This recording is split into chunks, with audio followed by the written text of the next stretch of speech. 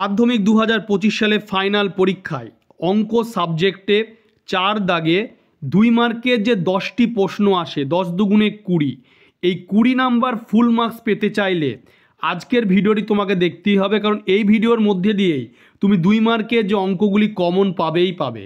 দেখতে পাচ্ছ মাধ্যমিক 2025 অঙ্ক সাজেশান। প্রথমে যে অঙ্কটি দেয়া রয়েছে সেটি দেখে নাও।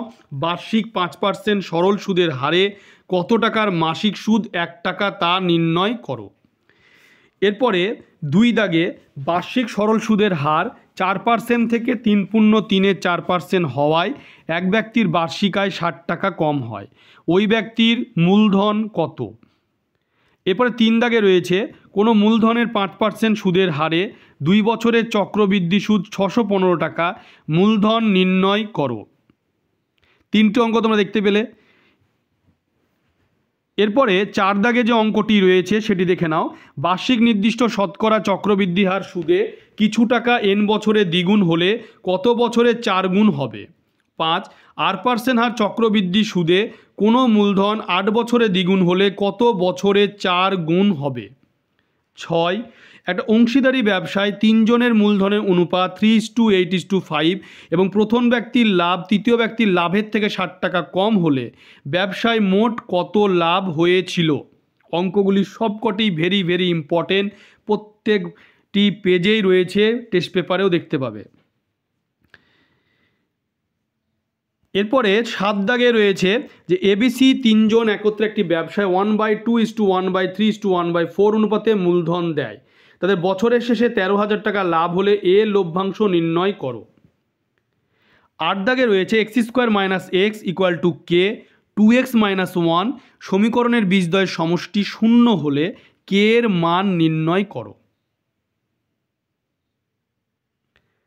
এরপরে 9 দাগে রয়েছে যে অঙ্কটি 1/√2 + 1 + 1/√3 + √2 + 1/√4 + √3 এর সরলতম মান নির্ণয় করো। এবারে ভেদের অঙ্ক দেখতে পাচ্ছ। x ভ্যারিয়েশন যেটা x² variation yz, y² variation zx এবং z² ভ্যারিয়েশন xy হলে ভেদ ধ্রুবক 3টির গুণফল নির্ণয় করো। এরপরে 11 দাগে রয়েছে যে a/2 = b/3 = c/4, 2a - 3b + 4c/p হলে p এর মান নির্ণয় করো। 12 দাগে রয়েছে 12 সেমি ও 4 সেমি ব্যাসার্ধ বিশিষ্ট দুটি বৃত্তের একটি সাধারণ স্পর্শকের দৈর্ঘ্য 15 সেন্টিমিটার, বৃত্ত দুটির কেন্দ্রের মধ্যে দূরত্ব নির্ণয় করো। এরপরে 13 দাগে রয়েছে ও কেন্দ্রীয় বৃত্তের কেন্দ্র থেকে 26 সেন্টিমিটার দূরত্বে অবস্থিত একটি বিন্দু P থেকে অঙ্কিত স্পর্শকে দৈর্ঘ্য 10 সেন্টিমিটার হলে বৃত্তের ব্যাসার্ধের দৈর্ঘ্য কত। 14 দাগে রয়েছে ও কেন্দ্রবৃত্তে AB ও CD দুটি জ্যা, কোণ AOB = 60 ডিগ্রি এবং CD = 10 সেমি হলে OD এর দৈর্ঘ্য কত। 15 দাগে রয়েছে ABCD একটি বৃত্তস্থ চতুর্ভুজ এবং ও ওই বৃত্তের কেন্দ্র যদি কোণ COD = 120 ডিগ্রি হয় এবং কোণ BAC = 30 ডিগ্রি হয়, তবে BOC কোণের মান কত।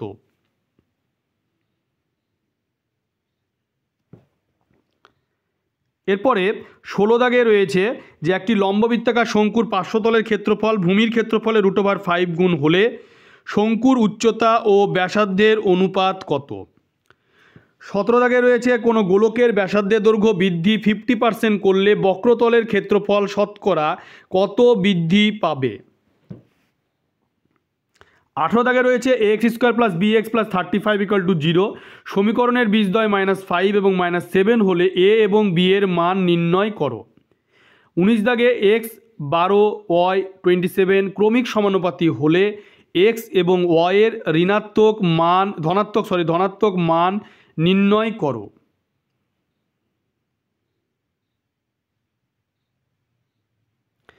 এরপরে 20 দাগে রয়েছে যে যদি theta 0 degree less than theta less than 90 degree হয়, তবে 9 tan² θ + 4 cot² θ সর্বনিম্ন মান নির্ণয় করো। 21 দাগে রয়েছে tan 4θ × tan 6θ = 1 এবং 6θ ধনাত্মক সূক্ষ্মকোণ হলে থিটার মান নির্ণয় করো। এরপর রয়েছে 22 দাগে থিটা এর কোন মান বা মানগুলির জন্য 2 sin θ × cos θ = cos θ হবে। এরপরে 23 দাগে রয়েছে যে x = 2 + 5 cos থিটা এবং y = 3 + 4 sin থিটা থেকে থিটাকে অপনয়ন করো। এরপরে 24 দাগে রয়েছে থিটা ধনাত্মক সূক্ষ্মকোণ, তাহলে sin থিটা + cos থিটা এর বৃহত্তম মান নির্ণয় করো।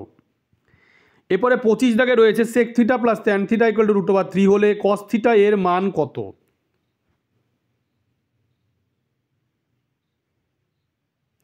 এরপরে 26 দাগে রয়েছে যে একটি পরিসংখ্যা বিভাজনের গড় 8.1, এদের সামিশান আছে f1 x fi xi যেটা থাকে = 132 + k, আবার সামিশানের চিহ্ন fi = 20 হলে k এর মান কত।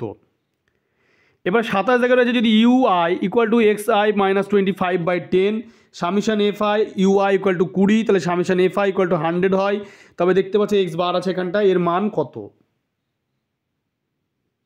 এগুলো যৌগিক গড়ের অঙ্ক বা গড় থেকে অঙ্কগুলি আসছে, সামিশানের অঙ্ক।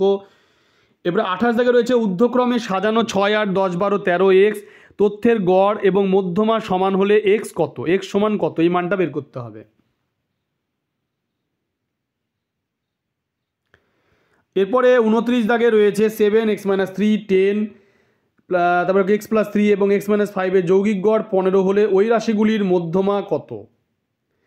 তোমরা ভিডিওটি বেশি করে শেয়ার করবে, চ্যানেলটিকে অবশ্যই সাবস্ক্রাইব করে পাশে থাকা বেল আইকনে তোমরা প্রেস করবে যাতে পরবর্তী ভিডিওর নোটিফিকেশান তোমাদের কাছে পৌঁছে যায়।